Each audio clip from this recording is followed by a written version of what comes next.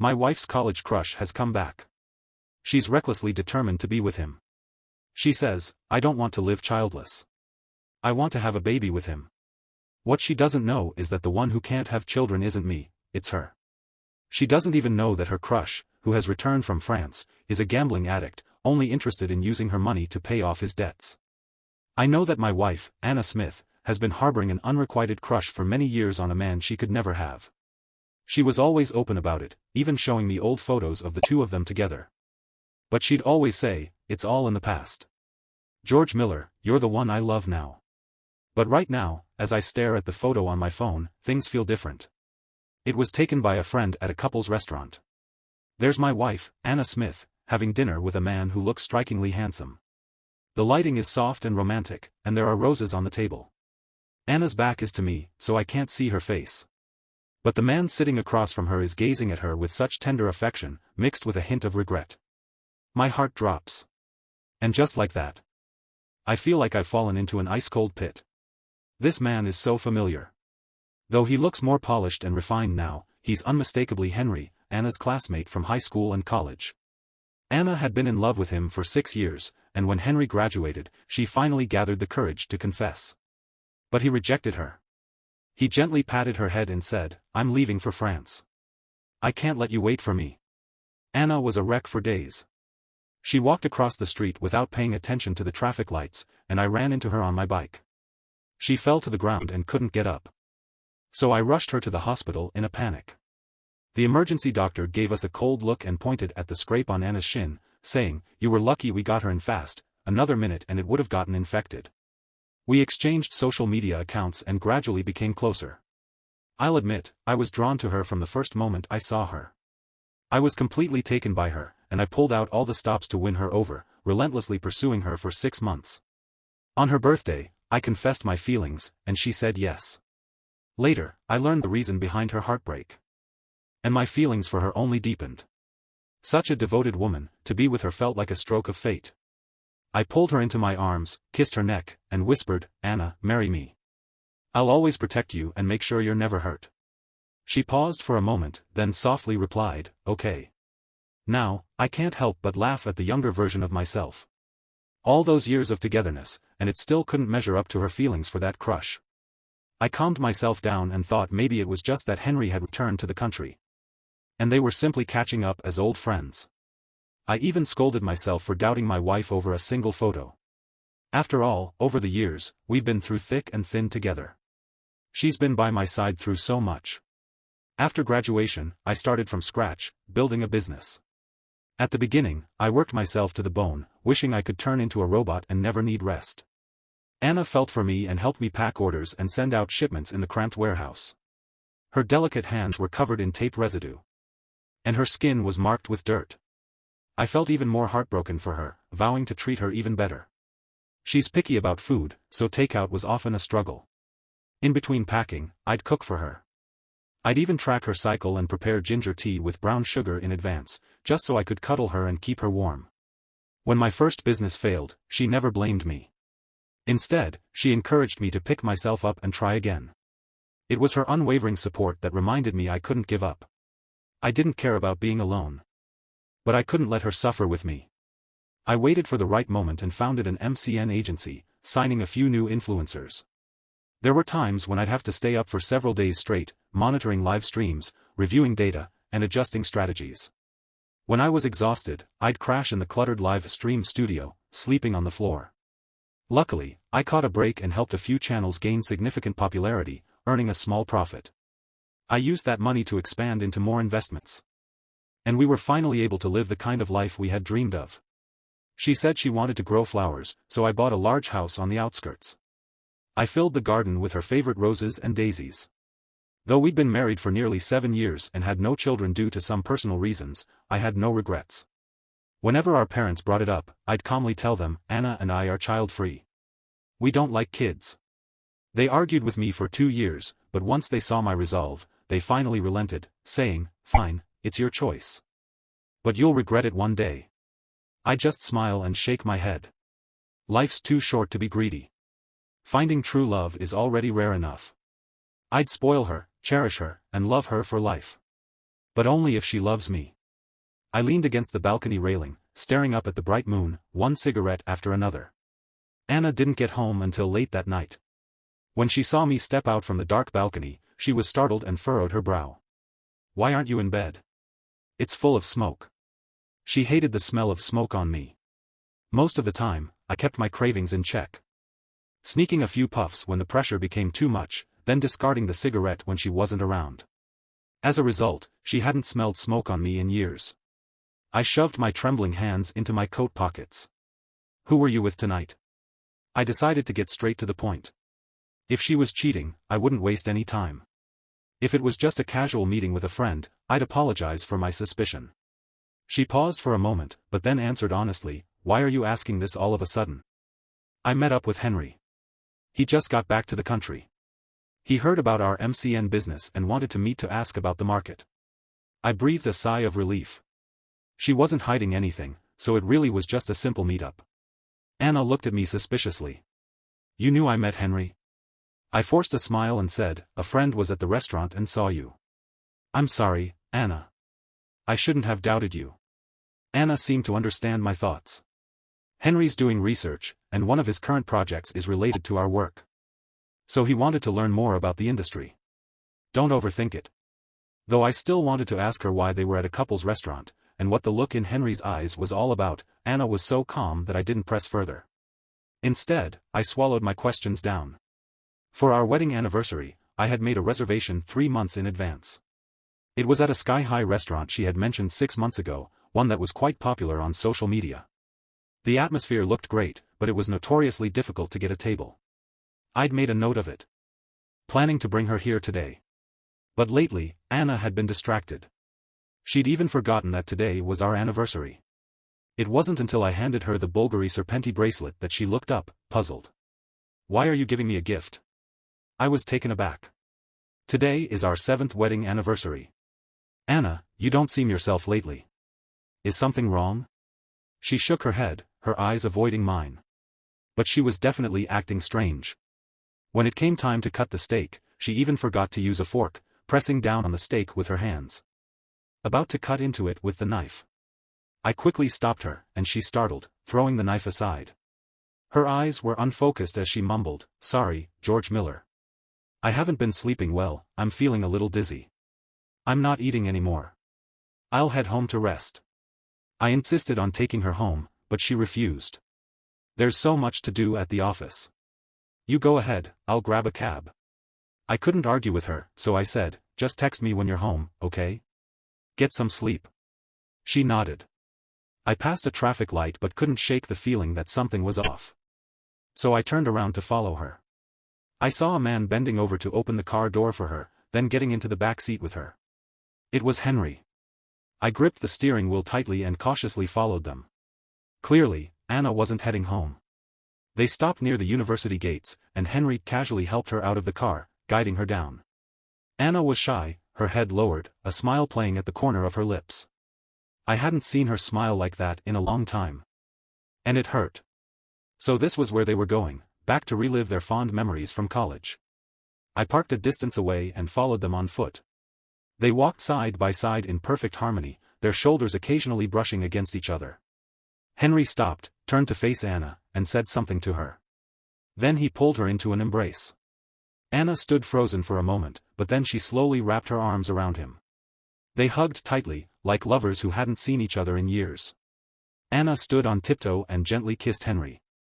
And he kissed her back with an intensity that took my breath away. The pain was real. A sharp ache surged up in my throat. I bent over, clutching a tree trunk for support, and retched. Why? The woman I had loved for so many years, after just 1 week with Henry, was ready to throw herself into his arms. She would rather break the heart of the me she wouldn't even pretend to love me on our wedding anniversary. All these years of cherishing her, holding her at the center of my world, had turned into a cruel joke. My heart felt hollow. As if a piece of it had been ripped out. I forced a bitter smile at myself. I stood up, turned away, and left without looking back at them. The scene replayed in a painfully familiar way. When Anna returned home, she was taken aback. "Aren't you going to the office?" I raised my eyes lazily to look at her, holding a cigarette in my hand. "Aren't you the one who didn't come home?" She waved her hand, as if to push away the smoke. Why are you smoking again? It stinks. I forced a smile, fighting back the pain in my chest. Because someone's back. It's always interesting to see old friends. How does it feel? She froze for a moment, then exploded. You've been following me? I didn't want to explain. She laughed bitterly. All right, George Miller. After all these years, you've finally shown your true colors. I frowned. What do you mean? You just don't trust me. On the surface, you act like you don't care about me having feelings for Henry, but deep down, it bothers you, doesn't it? First, it was the spying, then it was the stalking. What's next? Are you going to tie me up and stop me from seeing him? I shook my head. Anna, what exactly are you afraid I'll find out? Did you hug him? Or, has it gone further? Her face changed, and she raised her hand to slap me. I caught her arm. Anna, out of respect for the past, I'll give you one more chance. Cut ties with him. Let's go back to the way things were, or, you can be with Henry, but you'll never see a penny of my money. She looked at me in disbelief. George, I really misjudged you. You're truly despicable, wanting to keep me penniless. I'll admit. I was only doing this to force her into making a choice, to bring her back to this home. But she conveniently ignored my first option. I bitterly smiled to myself, realizing how little I meant to her. As soon as Henry appeared, I was nothing more than dust swept away by the wind. Anna, did I force you to divorce me? George Miller. Even if you manage to keep my body, you'll never keep my heart. She shot me a venomous glare, grabbed her bag, and stormed into the bedroom, locking me out. She didn't realize that during our argument, a small listening device had been slipped into her favorite bag. I'm a man, and I don't believe that after 8 years abroad, a man who has seen countless women would suddenly return to chase after a woman he once ignored. I don't believe for a second that it's because of some noble love story. Besides, I'd already done some digging into Anna's old classmates. Henry might be handsome, but he was a real player. He'd cycle through girlfriends while dating other women on the side. He'd even told them that he didn't actually like his current girlfriend, but that they'd touched his heart. And he couldn't say no. Anna once dreamed of being the one to move Henry, but sadly, she never got the chance before he left for overseas. There's always a reason for strange behavior, and Henry's return surely has an agenda. I want to know how he managed to charm Anna. Ever since Anna openly started her affair, she's become bolder. She even stays out all night. Looks like she's been going to see Henry. I turned on the listening device. I caught just in time the intimate conversation between the two of them. I grabbed a watermelon from the fridge. Anna's voice rang out. Henry. Is this really true? I still can't believe you'd come back for me. Henry's voice was calm, yet magnetic. Anna, it's true. Back in high school, when you bumped into me like a little deer, I noticed you right away. I tried being with other people, but none of them made my heart race like when I first saw you. I was so foolish back then, not realizing we both felt the same way. We wasted so many years. I laughed. Not many people had earned my respect, but he barely qualified.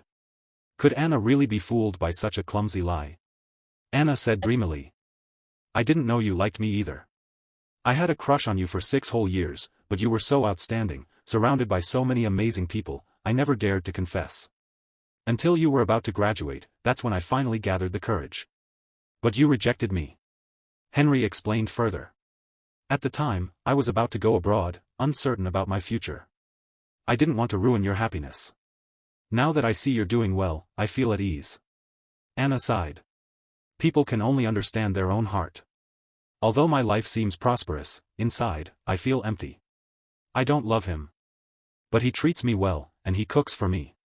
I agreed to be with him the moment I felt moved. I have to work hard to keep up the image of the perfect wife, and I've just gotten used to it. Henry, no one understands the loneliness I feel inside, until you came back. My love for you has reignited. Henry, deeply moved, said, Anna, I'm going back to France soon. I want you to come with me. Anna burst into tears of joy. Really? We'll go to France together? Yes, Anna, and I want you to have children for me. Lots of children. Anna's voice was filled with happiness and contentment. That's wonderful, Henry. We'll have our own babies, how great. I spat out the watermelon. Off-season fruit really tastes bad. A wave of nausea hit me. I tossed the watermelon into the trash and tried to light a cigarette, but the lighter wouldn't catch. It turned out my hand was shaking. Hearing the woman I've loved for nearly 8 years say she's never loved me, and is eagerly willing to have children with her lover, is not a pleasant experience. All those years of devotion have turned into a cruel joke. A drop of liquid fell on my hand, and I froze. It was a tear. I laughed and cried at the same time, letting my sleeve get soaked. On the other end of the listening device, Anna's voice had been silent for a while. She must have gone to shower. I could already guess what they would be doing next. Just as I was about to turn off the device, Henry's phone rang. "Hey, didn't I tell you not to rush me? It's almost in my hands, why are you in such a hurry? You still think I won't go back? We agreed that I will pay you back in cash when the time comes." Henry gritted his teeth, speaking in French. I was utterly confused but recorded the conversation and played it for my French friend, Marcus. After translating, he looked shocked. "George, I told you to just focus on your work and stay out of illegal stuff." I was equally stunned. This phone call was packed with information. I said, "Don't worry, I obey the law, pay my taxes, and never even come close to breaking the rules. But I do need to ask you for a favor. Could you use your vast social network to help me look into someone?" Marcus slapped his chest. "No problem." I squinted. "Henry, I thought you were just a regular scumbag. Turns out I underestimated you. You're not just a sleazeball, but a criminal." It seems Henry's targeting my assets, planning to convince Anna to divorce me and split my fortune to pay off his debts. I snorted. "Anna, the man you've loved for so many years never even looked at you seriously. He's only interested in your money. To him, you're just a tool to steal wealth. But unfortunately, Henry's plan will fail. He's met me."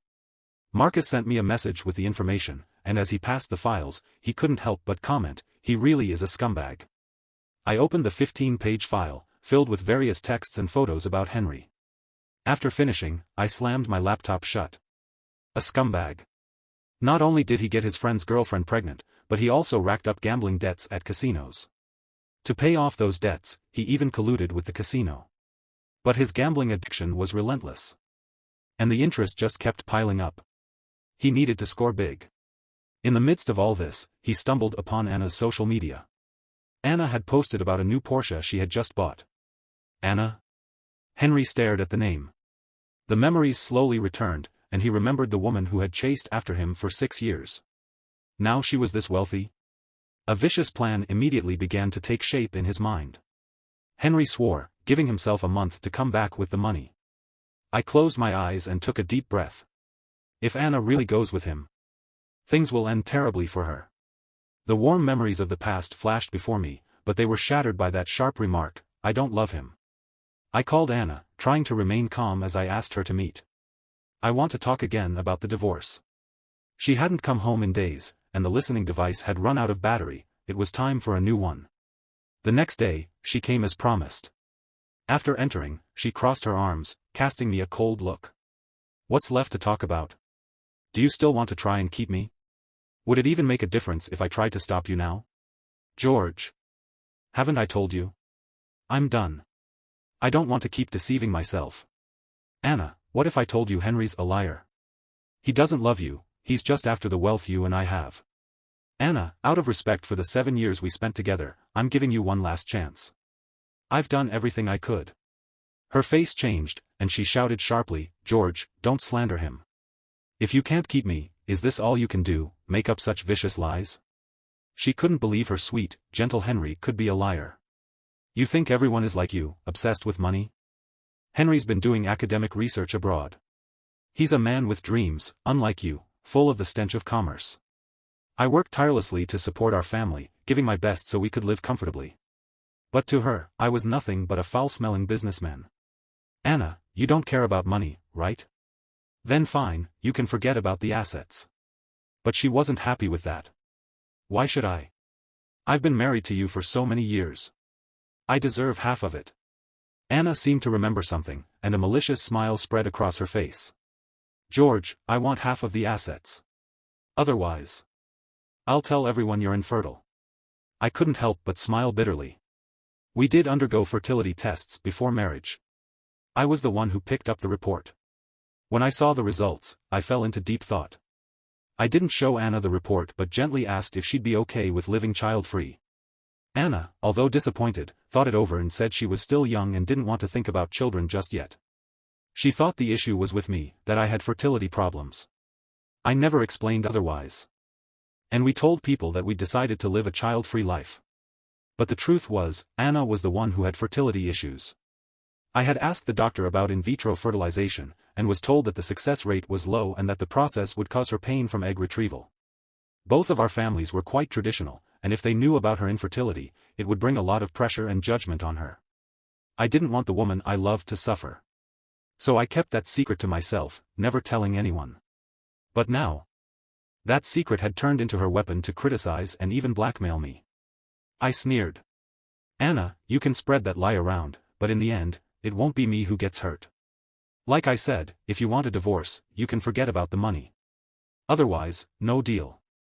Fuming with anger, she stormed off. That evening, Anna and Henry must have discussed things at length.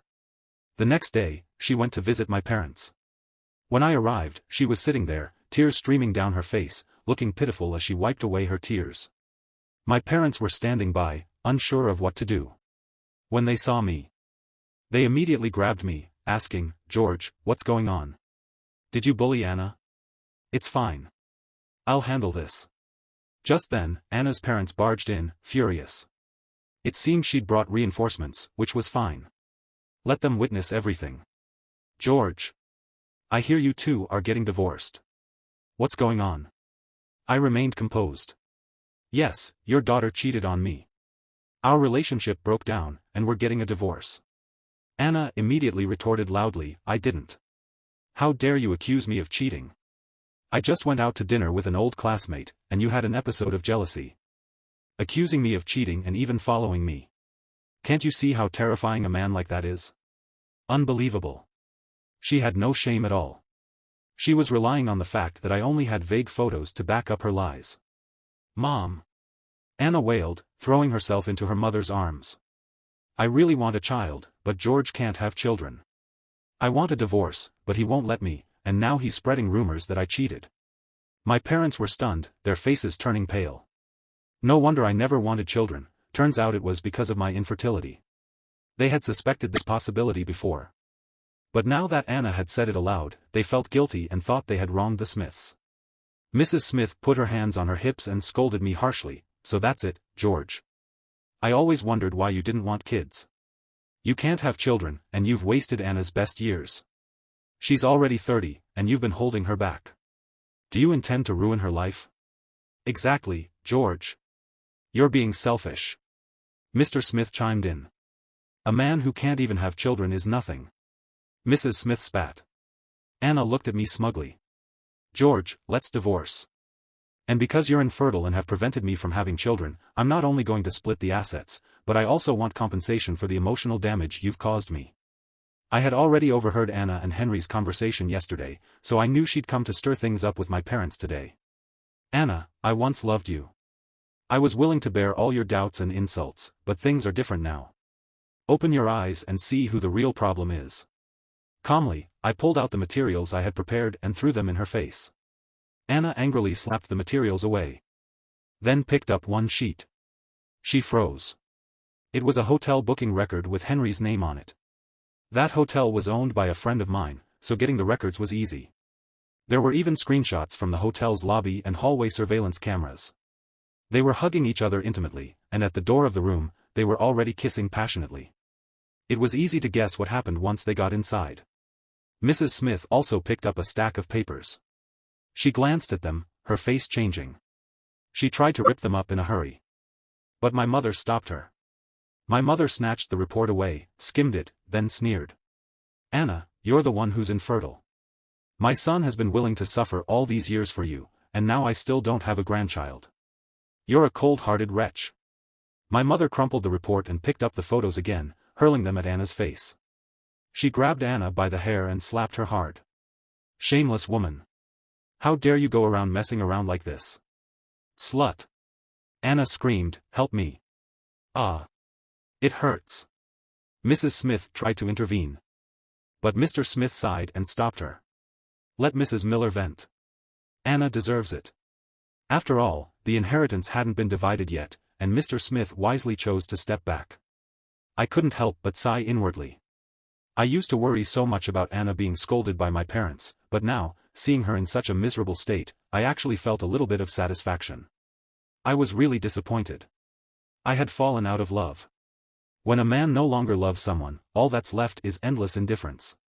Anna walked out, clutching her swollen face.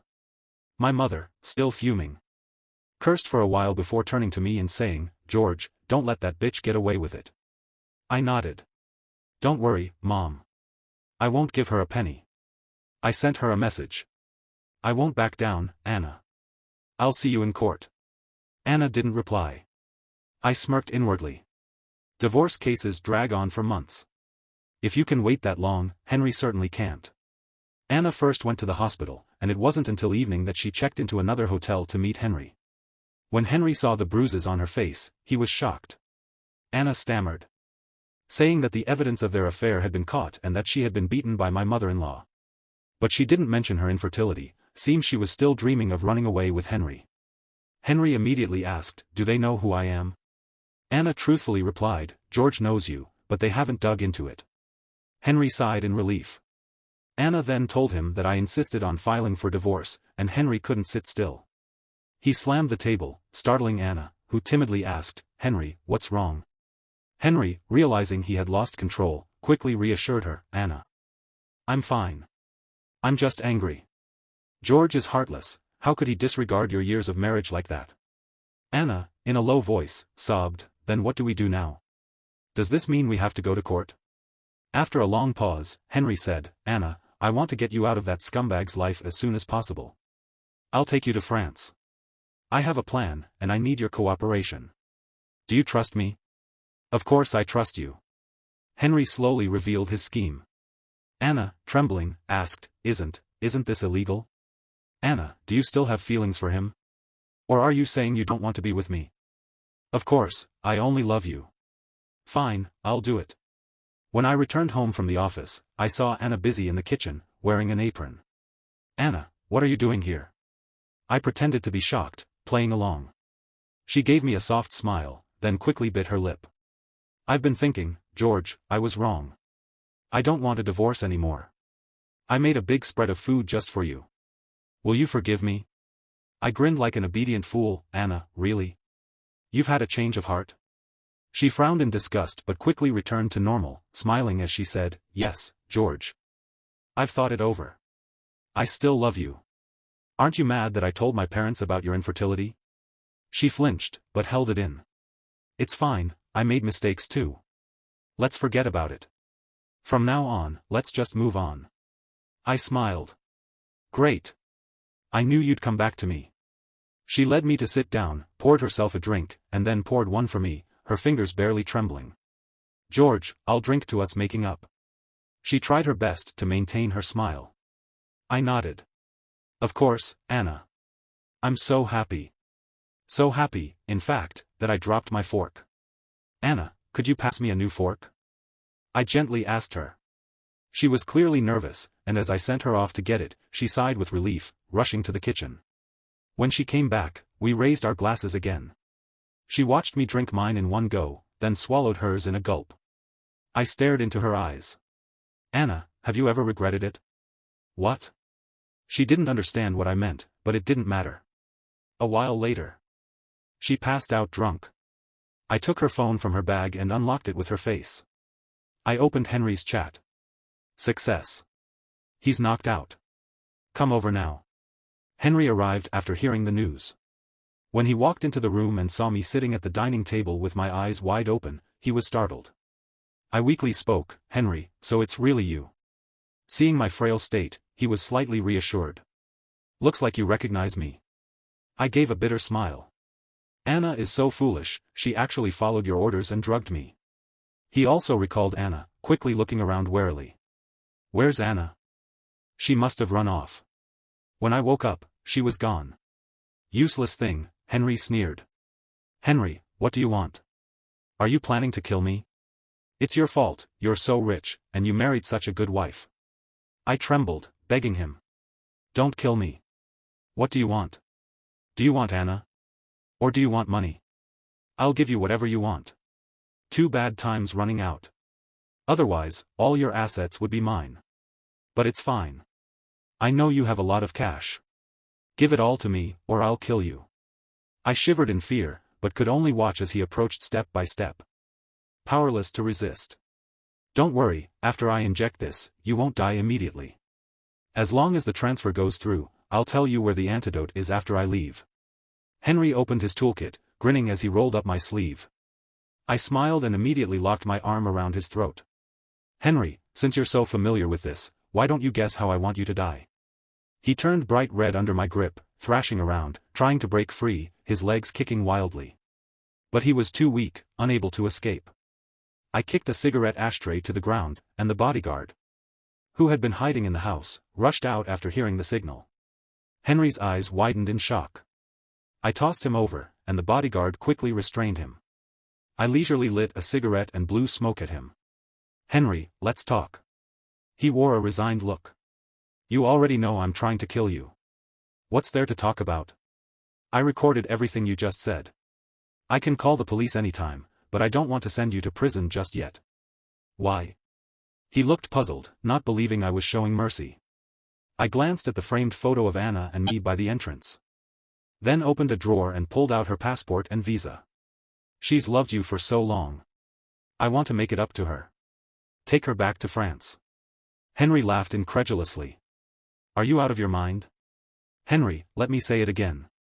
Go back, and I'll give you $2 million for the trip. Henry, if I were you, I wouldn't refuse. When he heard $2 million, his face turned pale. How do you know? $2 million was the amount he owed the casino. I smiled. I know a lot more. He glared at me, his eyes full of fury. I leaned in closer. Time's running out. Take her and leave. Or go to prison. Your choice. Suddenly, his expression changed, and he said with a strange look, You already know about my debt. Don't you know I want her to? I interrupted him. Shoo, don't say it. That's your business, not mine. After a moment, Henry let out a self-deprecating laugh. George, when it comes to cruelty, I can't match you. Transfer the money to the account I specify, and we'll leave today. I sat with the bodyguard nearby for a while, giving them ample time to escape. Henry easily coaxed the awakened Anna to leave with him. I had calculated that once Henry knew I had made up my mind to file for divorce, he would definitely act out of desperation, even resorting to scheming for money and murder. That's exactly what I wanted, him scheming for money and murder. At the brink of life and death, he might not even return to France. I was going to make sure he couldn't stay in the U.S. Therefore, he had to have some dirt on him. I would lead him into a corner, forcing him to go back.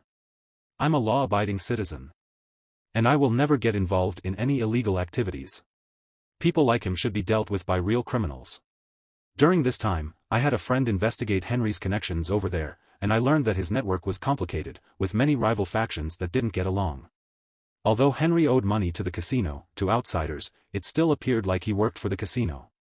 So, my friend leaked a little bit of information to a rival gang. Henry had been having an affair with someone's wife and extorting money from them. The gang leader, who had always despised Henry's dealings with the casino, was furious because his wife had just had an affair. He immediately led his men to take revenge on Henry. Just as Henry was withdrawing the money and approaching his doorstep, he was ambushed. They accused him of seducing their boss's wife. He was beaten so badly that he broke a leg, and the $2 million was taken from him. Later, the police arrived, and both Henry and Anna were arrested and thrown into prison. Anna lay on the prison bed. The pale moonlight streamed through the narrow iron bars, gently bathing her. Yet, she only felt a chilling cold. She began to miss the time she spent with me, but for some reason, her throat couldn't produce a full sound anymore. Ugh. George. Tears slid down her eyes, but she could never go back to the past, never see her former lover again.